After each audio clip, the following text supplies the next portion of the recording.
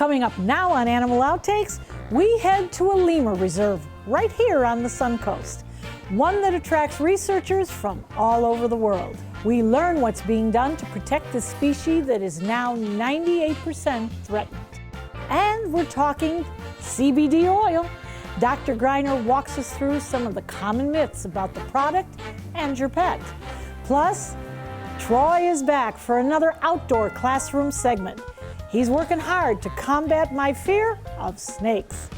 And we are breaking barriers here at Donte's Den Foundation. This and much more straight ahead on Animal Outtakes.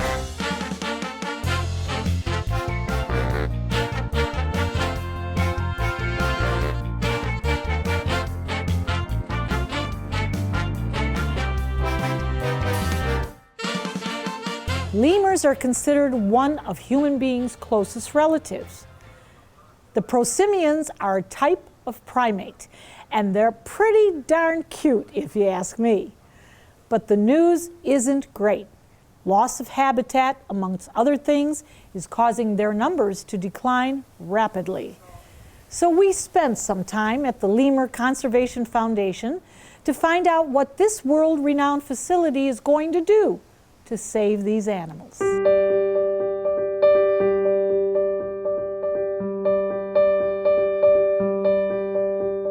We are at the North Building, and what we have done recently is split this forest enclosure in half. We divided it in half with the goal that that will be able to allow us to get twice as many lemurs out into these free-range forest habitats. It allows them to be very natural. They can live in natural social groupings, large social groupings, and they get to go out and be a lemur. Caitlin, it's so good to be back here with you. We just love the lemurs and all of the staff here. But one of the very first things you said to us is there's a problem. Yes. So recently, the IUCN, the International Union for Conservation of Nature, they updated their red list of endangered species. And lemurs as a whole are now up to 98% of species. They're classified as threatened, and 33% are now classified as critically endangered. So those numbers are up from the last assessment several years ago. Now we know that that's worldwide. Yes. How does that affect the Lemur Foundation? So we are very lucky that we are protecting lemurs here and in Madagascar. So on site we have 5 lemur species, 2 of which are critically endangered. So we can help protect these animals in a managed setting.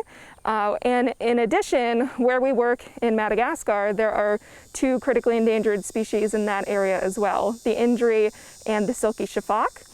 And what we're doing there helps protect 11 species in the wild, in addition to the 5 species that we protect here. Why are they so now endangered? What's happening? Is it happening in Madagascar? Yes. So there are a lot of threats facing lemurs in the wild, the largest of which is loss of habitat.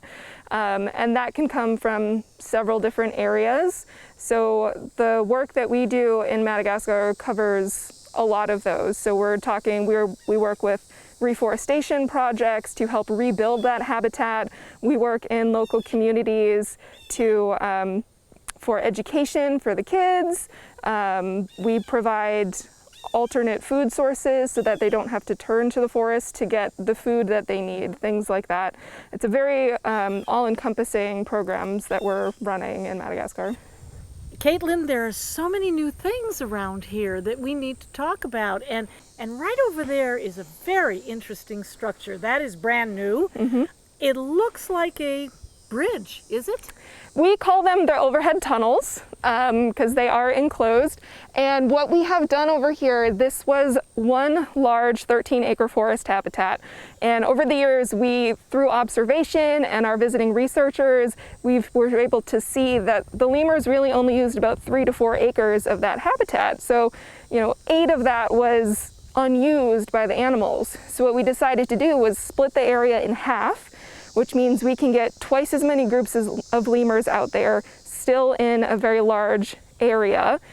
And what these tunnels are is we've used our main building shelter as their shelter, their home base, and these tunnels connect to that forest enclosure and let them go out in free range. And then they also have the choice to come in at any point during the day or night if they want to sit outside at the building, or they can go inside where we have some air conditioning in the summer and some heat in the winter.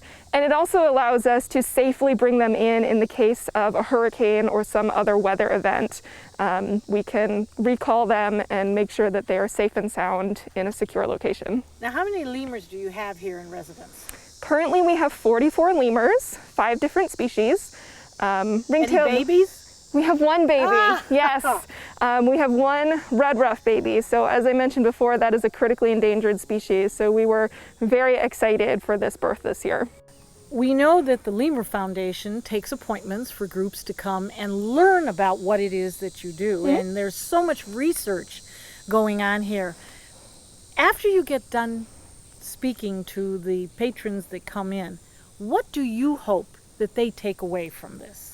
Yeah, so we allow individual researchers and also field schools, which are usually college groups, to come in pre-scheduled, and they all come in with a variety of projects, and the hope is that they ultimately learn something. So we've had various studies come out, a lot of non-invasive observational behavior studies.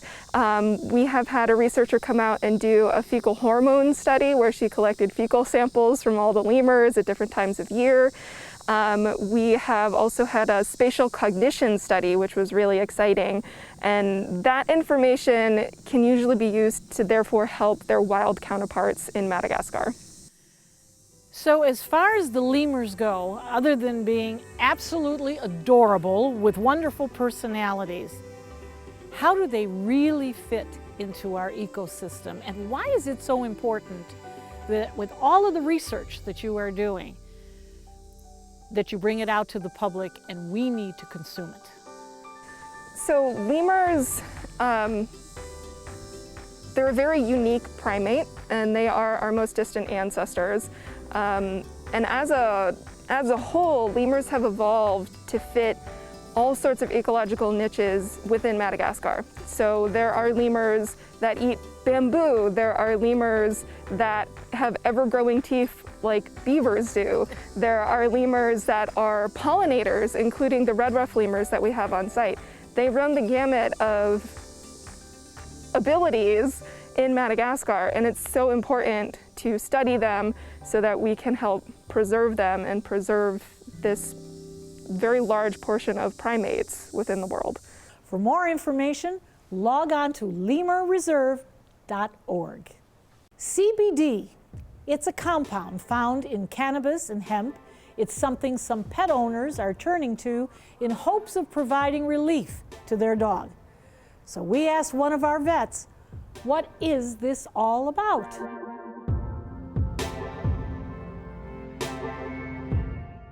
We are here with Dr. Greg Greiner on our Ask the Vet segment, and he always gives us great information. And today we have a very simple question.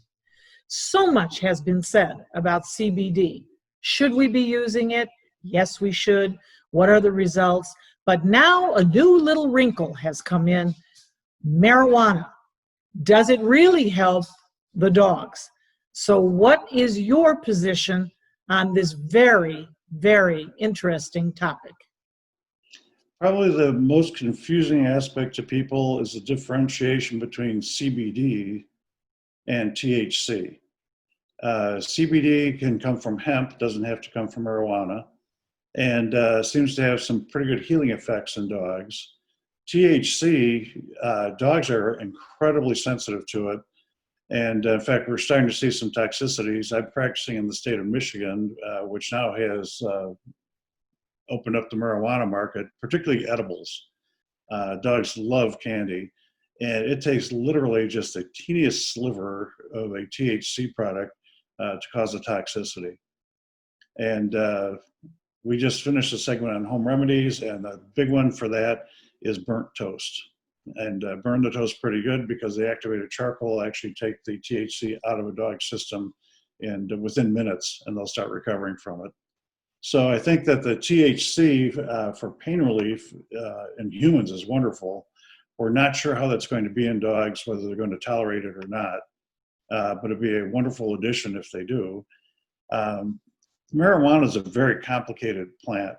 The University of Illinois is studying it right now, and they are looking at 250 chemicals found in marijuana.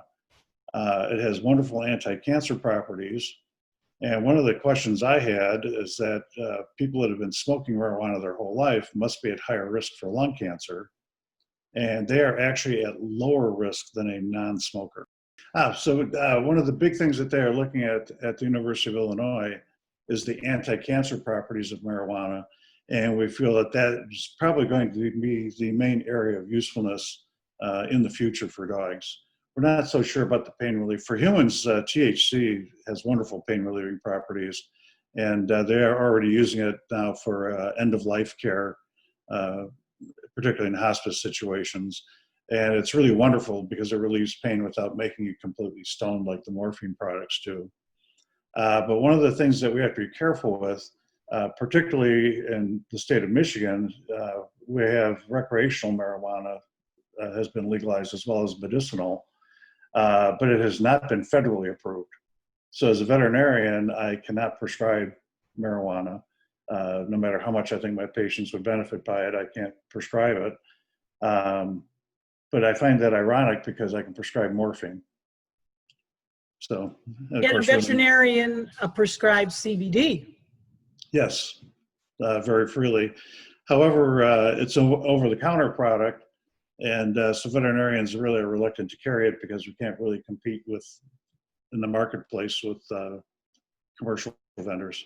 Well, thank you again, Dr. Greiner, for setting us straight on some of the fallacies that we hear. You're very welcome. As always, consult with your veterinarian before trying any new products on your pup. Coming up next, I get a little exposure therapy once again. And later in the show, we introduce you to Coda, a dog who's got quite a story to tell. Stay with us. I think something happened to my family. I'm scared and lonely. What's going to happen to me now? Don't worry, Sonny. Our loving staff at Donte's Den will take care of all your pet needs for the rest of your life. A warm bed, toys, great food, walking, and swimming is all at your paw tips. And if you get sick, there is even a hospital and medical staff to help you get well. Donte's Den, continuing the love.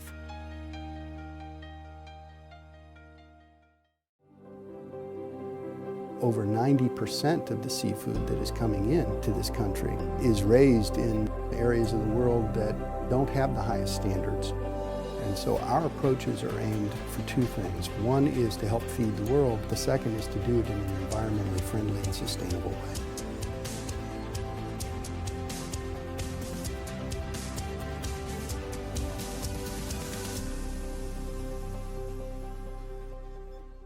These last few months have been challenging for everyone, especially me. I've walked many, many miles. I learned new tricks. I lost my afternoon nap time. I've stayed up many nights watching movie after movie after movie. I'm suffering from cabin fever. I'm in need of a renewed spirit. Donte's Den is the perfect boarding solution for your dog, whether it's an overnight, short, or extended stay. Donte's offers the convenience, amenities, and overall luxury your pet is seeking. Spacious, air-conditioned dens have private patios, overlooking scenic pool and lakeside views, a sparkling pool with fountains to play in, surrounded by chase loungers and a staff that will cater to their every wish. To make a boarding reservation for your pup, call us at 941-219-3730.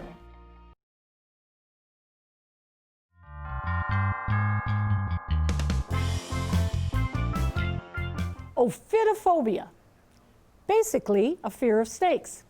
It's said that about a third of people suffer from this disorder, and I may be one of them. So our good friend Troy Lillie is back with an 11-footer this time in an attempt to help me face my so-called fear. Let's take a look.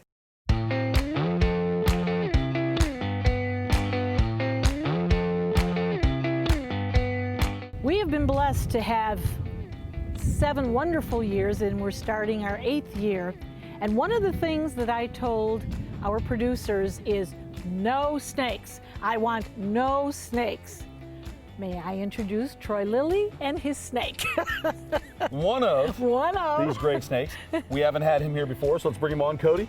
Let me go ahead and have the business end of this guy. This is a young male.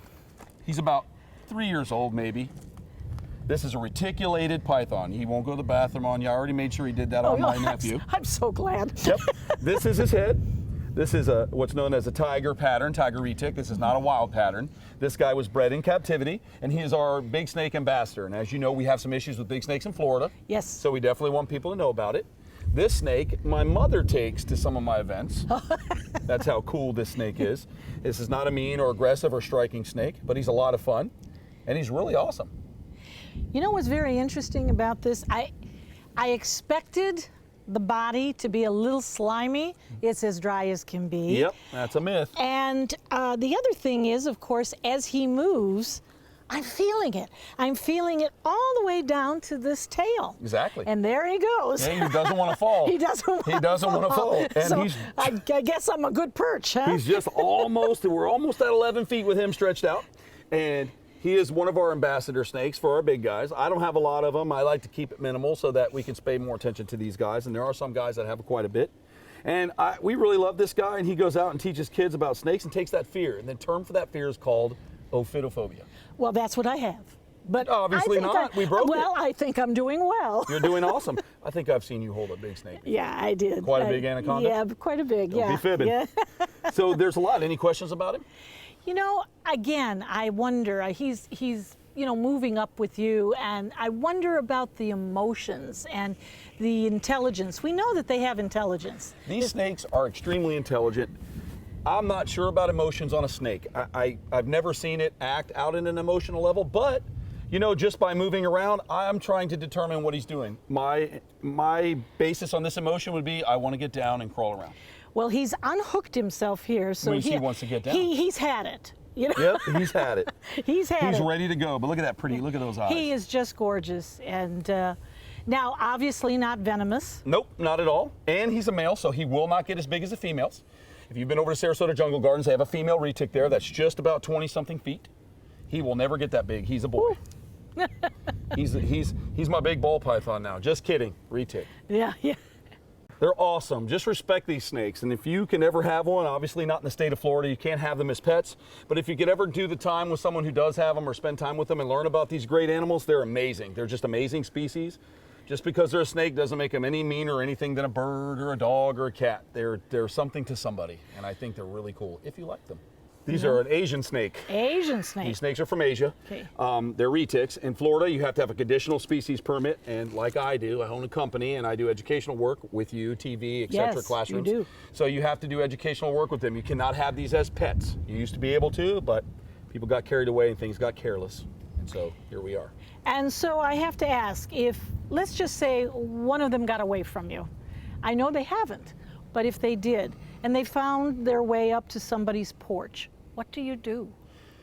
If you see a snake that has got away from somebody, call your Florida Fish and Wildlife Commission. Let them know that you have a large snake there and they'll send someone over. We are inspected in Florida, and there's chances of this getting away are very rare unless you're just a careless keeper. This animal has a microchip to my company name. And so if it gets away immediately, I will notify FWC if I can't find it. And if it shows up on your porch in Florida, call FWC. Certainly don't go after it, and do not kill it. Exactly. Don't approach it. Yeah. Let the professionals handle it. They're not all this nice. That's right. They're a part of the circle of life we need. They're a very valuable asset to our ecosystem. Well, I guess we'll just get used to you. We'll be right back with more Animal Outtakes after the break.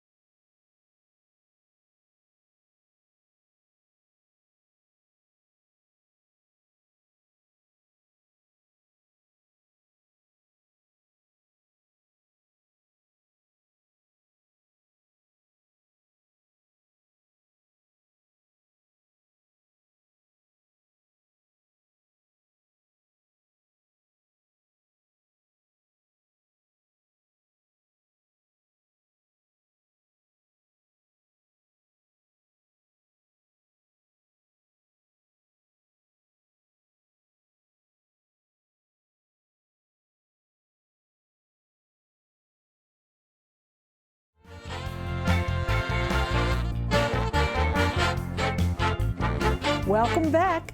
On this segment of Breaking Barriers, I'd like to introduce you to Coda. He's a shepherd mix with quite a story. He was surrendered to Donte's Den Foundation after a pet store employee rescued him from abuse. We're working hard to give Coda a chance at a better life.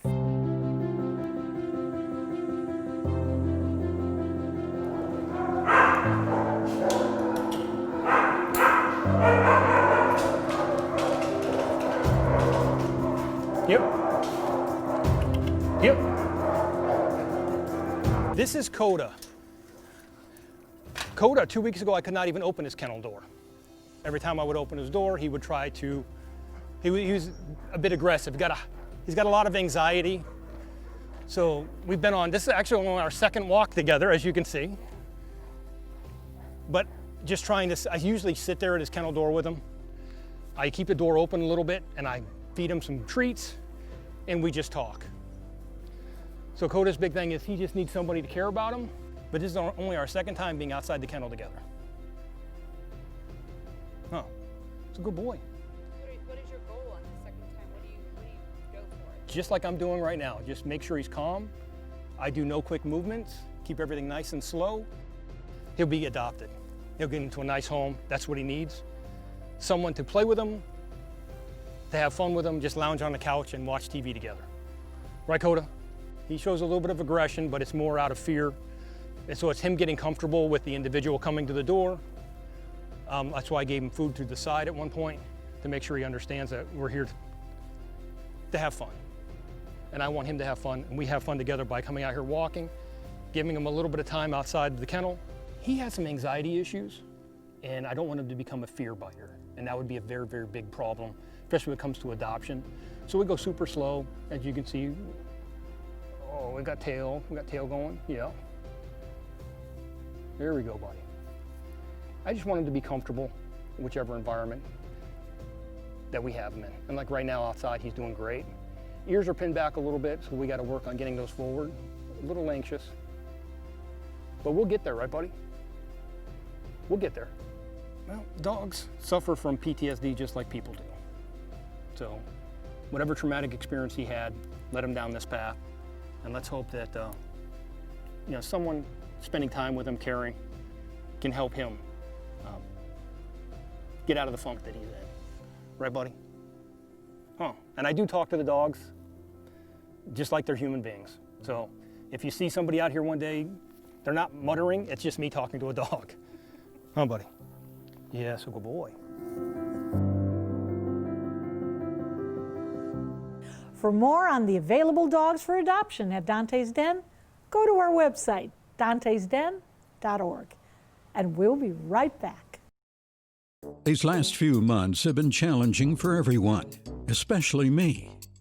I've walked many, many miles. I learned new tricks. I lost my afternoon nap time. I've stayed up many nights watching movie after movie after movie. I'm suffering from cabin fever. I'm in need of a renewed spirit. Donte's Den is the perfect boarding solution for your dog, whether it's an overnight, short, or extended stay. Donte's offers the convenience, amenities, and overall luxury your pet is seeking. Spacious, air-conditioned dens have private patios, overlooking scenic pool and lakeside views, a sparkling pool with fountains to play in, surrounded by chaste loungers and a staff that will cater to their every wish. To make a boarding reservation for your pup, call us at 941-219-3730.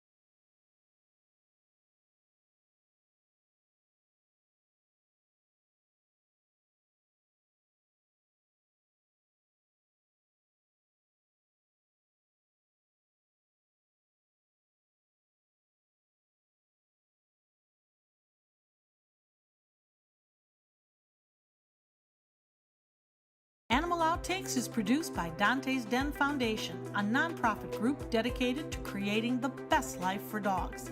If you would like to learn more about Donte's Den, donate, or volunteer, visit our website, dontesden.org. We hope you've had fun and learned a thing or two along the way. We'll be back here again next week with some more animals and some wild adventures. Until then, thanks for watching